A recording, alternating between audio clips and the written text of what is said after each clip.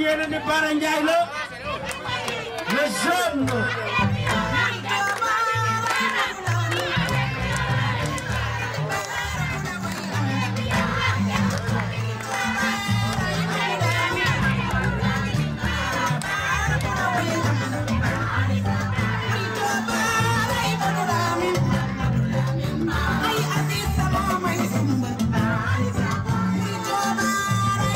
Bara Ndiaye, maire de la commune de Meouane. Alors dañ fi daje tey pour daloo poste de santé bu ñu defar fii ci Ndombil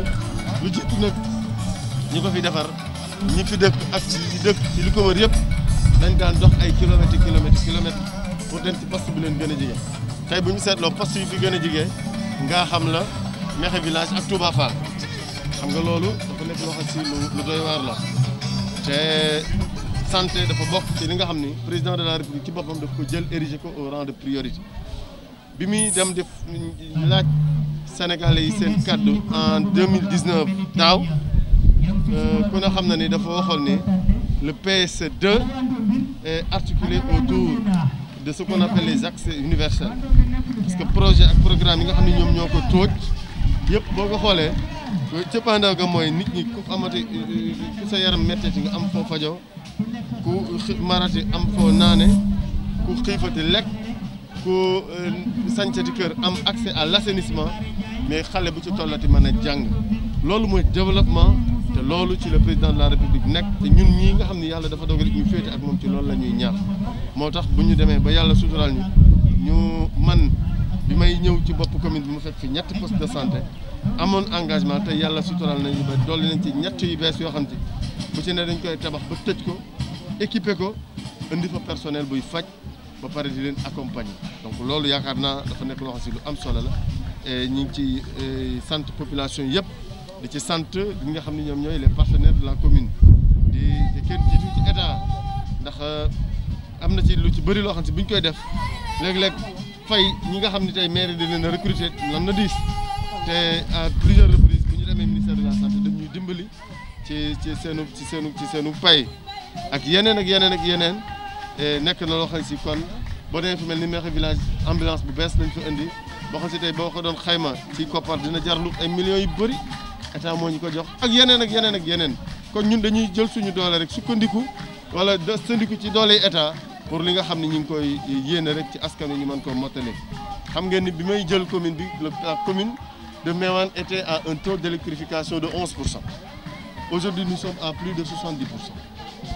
Et nous sommes en train, à travers les différents projets et programmes de l'État, d'améliorer sensiblement la couverture. La question de l'électrification du village a été soulevée et je suis quand même très satisfait et habité par un bonheur en annonçant que l'État a décidé d'électrifier le village.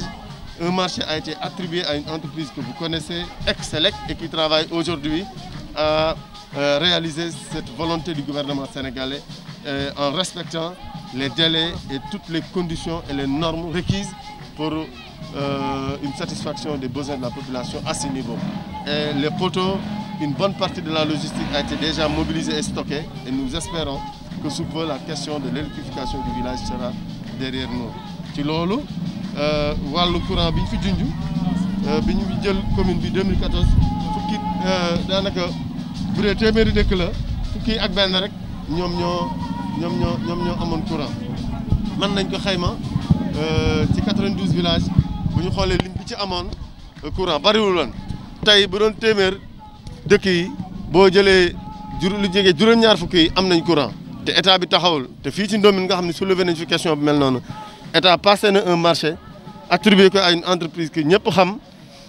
doomu Sénégal jiite ko logistique bi yu ci bëri am na ci loo xam si ñëw na am na ci loo xam si war na ñëw te jàpp nañ ni balaa yàgg daañu jël en charge question boobu muy kon loo xam ni dañ ciy sant bu baax président de la république di koy sant tous les démembrements de l'État te cant googu lañ koy jëbbal le sous-préfet à travers son représentant Mamadou Doudou Ngom ni ko ñi ngi sant bu baax état wu Sénégal ñi ngi leen di jaajëfal ndax jàppale bi ci ñoom la commencé lii seen teewaay tey firnde la ci et je crois que lu mel nii rek mooy jur développement yàgguñu nag di gis ay cérémonie d'inauguration yu bëri commune Meouane waaye fan yi yaakaar naa mi ngi nekk loo xam ni lu population yi miin la loolu yëpp nag tontu la ndax nag coow li bu bëree yow da ngay jëf coow li bëri na gars yi dañu cokkaas dañu xaxar di kii mais comme ni ko la fi waxee rek jëf moom fu mu fekk wax daf koy tuxal te incha allah bu yàlla dogalee yéen ji ñu am ñu mottali ko suñu borom kartanal ñu lu ci bëri ci li nga xam ne askan wi dañu koy joytu daañ ci def ay jéego yu am solo donc loolu laa bëggoon wax di leen sant yéen également de la presse lii nag bu ñu ko mënee c'est parce que dañ ci am jàppale conseil municipal lu Méouane yëpp sans exception parce que jusqu'ici on n'a jamais eu un problème de quorum sax ci réunion musuñu tamit convoqué waat séance beneen séance pour approuver budget wala compte administratif wala lenn donc notre conseil fonctionne à merveille tous les conseillers muy ñi fare ak man ak ñi farul ak man ñoom ñëpp commune bi moo leen ñor développement Méouane moo leen ñor ba projet bu ñu fa andi bu ñu ko càmbaree waxtaan ci bu dee askan bi rek moo ko tax a jóg ñoom ñëpp dañ koy voté à l'unanimité d'ailleurs notre dernier budget a été voté à l'unanimité notre dernier compte administratif a été voté à l'unanimité léeg-léeg nag politique gars yi xaw nga kolokonte kiyente tuuti mais du ci yàq dara parce que li war a am dina am bu essentiel jotee ñëpp daanu retrouver wu xool li nga xam ne moom mooy jëmmal askan wi mooy régler seen i jafe-jafe ñu nekk. waaw man maa ngi tudd Mass Manga man maay ICP bi nga xam ne moom la ñu affecté fii si poste santé bi man maa ngi commencé service le 17 juin 2017 si je me trompe non 19 juin 2017 si nañ ma affecté fii boobu dañoo tabax rek après ñu commencé si la maire ne comme que tabax nañ ko te santé dafa di loo xamante ne priorité la ñu bañ a taxaw xaar ñu commencé liggéey di liggéey ba li si dolleeku wax dëgg la bu ñuy soog a ñëw moom bâtiment médecine bi moo fi nekkoon ak logement bi mais par la suite par rapport ak kii parce que ku bu ñu nee wér-gu-yaram rek ëmb na lépp feebar yaa ngi fi ëmb ak imbi mi ngi fi moom moo waral maternité bi pour prise en charge ñi nga xamante ne ñoom ñooy jigéen ñu wér ñi nga xam ne ñooy am doom seen prise en charge mën a yomb te boo gisee jumtukaay yi ñu si def mucc na ayib lool ba li nga xamante ne tey jii ku fi ñëw feebar bi mu munti doon yaakaar naan ak kàttanu yàlla dinañ si mën a taxaw ba liggéey boobaa li ñuy jàllale rek day doon loo xamante ne lu ñu tëla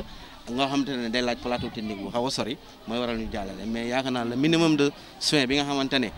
askan bi dina ko soxla yaakaar naa ne bu ñu ñëwee fii nañ ko am ndax matériel baa ngi fii dispositif baa ngi fii personnel qualifié baa ngi fii te yaakaar naa ni li si des moom mooy jublu si liggéey bi. si wàllum coronavirus bi depuis mbas bi tàmbalee ba léegi depuis ñu enregistré suñu premier cas maire dafa woote woon ndaje lu mu wooyee plan de riposte au niveau de la commune maanaam jéem a xool ni ñuy feggandiwoo feebar bi si niveau de la commune boobaa daf ñu woo ñun juróomi docteur yi nga xamante ne ñoo nekk si commune yëpp di liggéey ñu jéem a élaborer benn plan après nag si la débloqué benn somme important bi nga xamante ne moom la ñuy xeexee feebar bi jënd na fi ay masque ay alcool gel ay mesures barrières ay thermoflash boole kook ay mesures de protection bi nga xamante ne moom la docteur yi di utiliser yaakaar naa am na yu bëri yi nga xam ne mi ngi fii def nañu suñu plan de riposte te bu ñu xoolee mbas bi mu amee ba léegi ñaari cas la commune bi am te jot nañ ko gérer ba affaire yi jàll ba mu jaar yoon bu weesoo loolu ñu gërëmaale tamit population jeunesse nombril bi nga xamante ne ñoom si feebar bi amee si suñu wàllu poste bi fii ñëw nañu ne mars bu feebar bi amee ba léegi ñun dañoo bëgg a ñëw jàpp si lan lañu mën a def ma ne ko comme que instant yi ay mesures de barrière nañuy laaj ak li ñuy raxasoo tout ce qui est alcool gel ak eau de javel madar soxna loo xamante ne dañ ko soxla bi ñuy ñëwee ñoom ñu ne tamit comme que liggéey bi dafa doon lu am solo da ngeen ñuy waxtaan ak ñun nan nañu mën a def ba fagaru ñu dugg si biir dëkk bi tasaare ko biñ toogee fi ñu def waxtaan si loolu wax leen lan nañ feebar bi di dikkee nan nañuy def ba aaru ñoom ñu si dugg si biir dëkk bi ak dëkk yi ko wër yëpp tasaare xibaar bi ba ku ne mën a jël matuwaayam ba feebar bañ kaa dal loolu yaakaar naa ni moom moo doonoon matuwaay yoo xamante ne jëloon nañ ko te def boobale yàlla suturaal nañu ni boobu ba léegi avant ñaari cas yi moo fi lim nga xamante ne moo duggoon si biir commune bi boobu ba léegi amaatuñu beneen cas positif alhamdulilah. Serigne Ndiaye maa ngi nuyu ñëpp maa ngi dëkk Ndombin village bi nga xam ne moom commune bu Méouane département bu Tivaouane région bu Thiès. jafe-jafe yi moom la ñuy jànkuwanteel comme ni ñu ko waxee woon d'abord ñu ngi jànkuwanteel bu gën a tar loolu mais dañu cité yoo xam ne moom moo gën a tar pour wax ci mais ñu ngi jànkuwanteel yu gën a tar mais bon ñu ngi kontaan itam mais lu ñuy jànkuwante ci métit ñu ngi koy kontaan saa suñu gisee fii nga xam ne moo di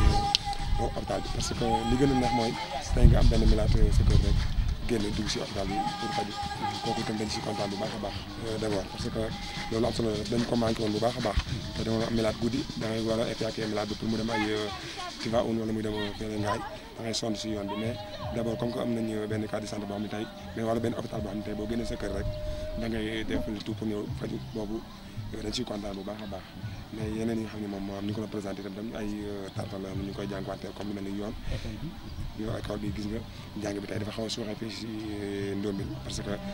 li ko waral moo di maanaam amuñu école bu baax si amuñu ay toppatoo parce que miiruñ ko d'abord li ñu soxla si ay éléments yoo xam ne dañu war a jàng si école bi attanu ko parce que école bi li muy jël du mat ay 100 personnes wala su ma la yem c'est fini day am ay 200 personnes yoo xam ne dañoo war a jàng mais bu ñu ñëwee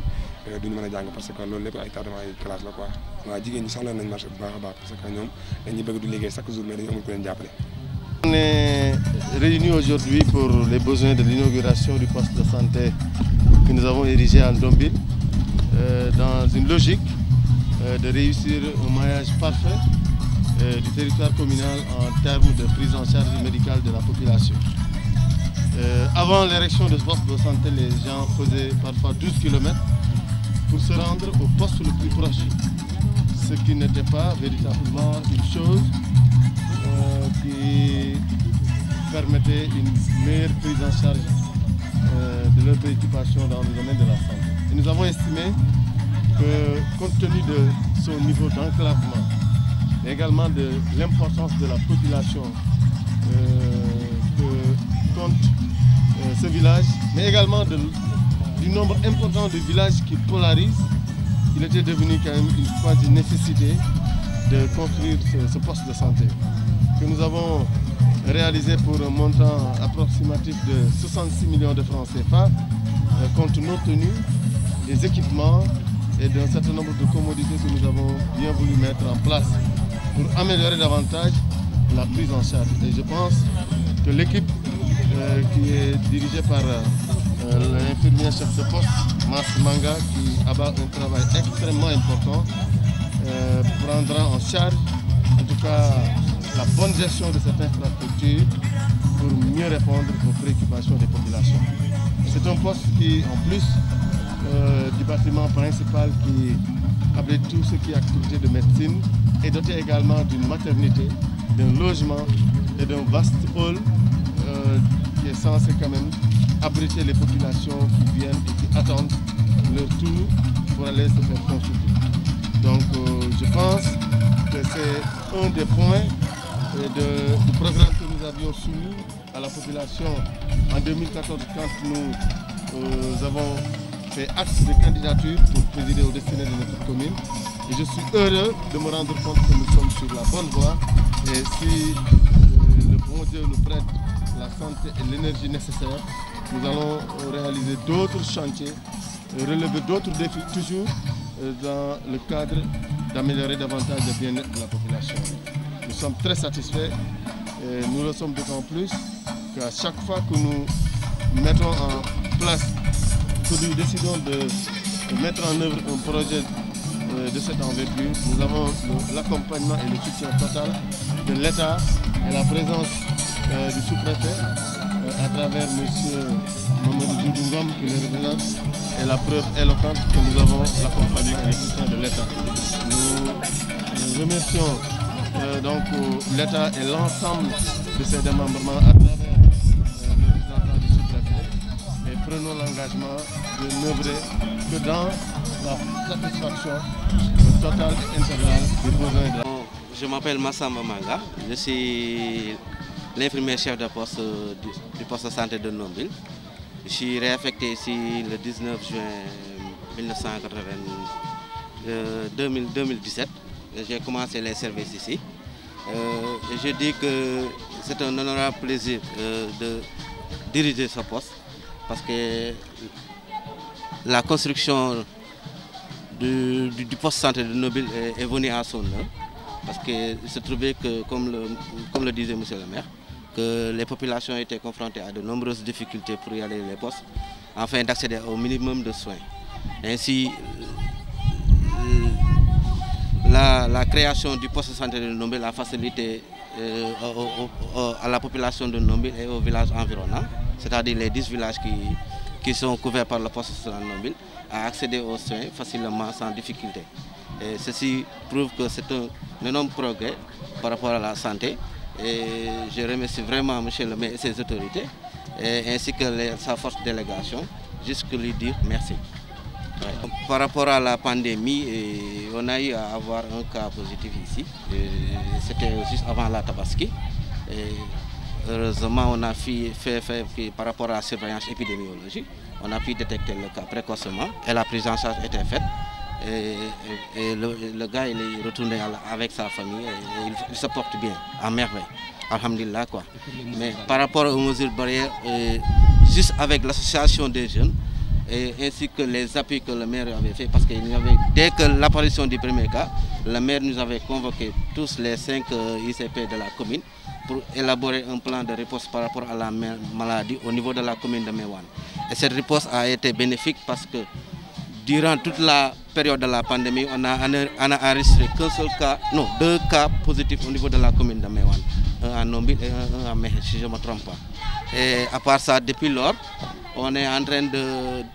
poursuivre la surveillance et d'assurer la prise en charge par rapport aux affections qui sont présentées ici. Alhamdulillah, jusqu'à présent, à part ces 2 cas qui étaient enregistrés ici, il n'y a aucun autre cas qui a été enregistré. Par rapport à l'association des jeunes,